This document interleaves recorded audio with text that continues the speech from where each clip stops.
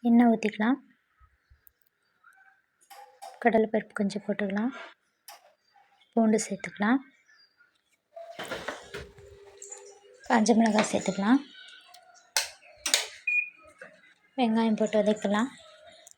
தக்காளி சேர்த்துக்கலாம். மஞ்சள்தூள் சேர்த்துக்கலாம். கருவேப்பிலை, புதினா சேர்த்துக்கலாம். கொத்தமல்லி தழை சேர்த்துக்கலாம். எல்லாத்தையும் நல்லா வதக்கி விட்டுக்கலாம். அவ்வளோதான், நல்லா வதங்கட்டும்.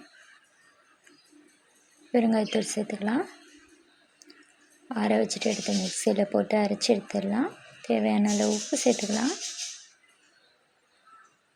எண்ணெய் ஊற்றிட்டு கடுகு போட்டுக்கலாம். அவ்வளோதான், தாளித்து ஊற்றியாச்சு.